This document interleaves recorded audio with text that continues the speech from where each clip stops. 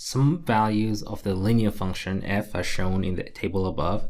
What is the value of f of 3? So this question is really centered on function notation, where we know that f of 3 is asking, tell me what the y value is when x is 3.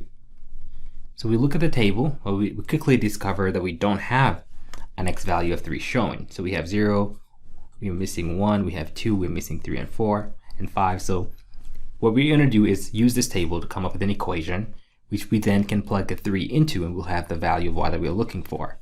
So it's a linear function, so we know that it's in the form y equals mx plus b.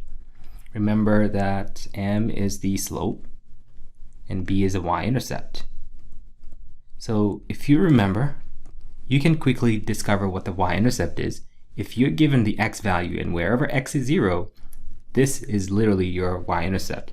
So we can at least say that our equation is going to be y equals some slope value minus 2. Why? Because x is 0 here and the y value associated with it, this negative 2 is the y-intercept. So with that said, the only thing we need to figure out here is the slope. And remember that finding slope can be done using the slope formula. Slope is y2 minus y1 over x2 minus x1. And we can use any 2 points we want. Why don't we use these two? Let's call these x1, y1 and call these x2, y2. So the first point here that we can use is 2, 4. And the other point here is 6 and 16. We can call these our x1, y1 and call these our x2, y2. So in finding slope, we're going to say 16 take away 4 over 6 minus 2. And that is simply 12 over 4, which is 3. So we then know our slope is 3. Now we have all the pieces we needed to write out the equation. So y equals 3x minus 2. So using this equation, we can plug in the 3 into x, and that's going to give us the y value that we wanted. So it'll be y equals 3 times 3 minus 2, which is 9 minus 2. That ends up being a 7. So we know the answer is B. Could we have gotten there quicker? Absolutely. Here's how.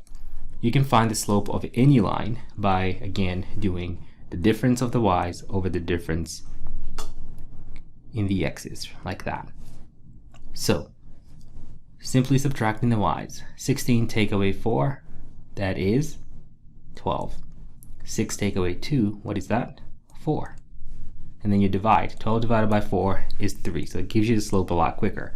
And if you know the slope and you can also glance and see the y-intercept, then you don't have to do all this extra work. You can just say, hey, I know now the slope is 3x, and I know my y-intercept is negative 2, and then once you have this, plug the 3 into it, and you're done. Same answer, just a lot quicker. And that's it.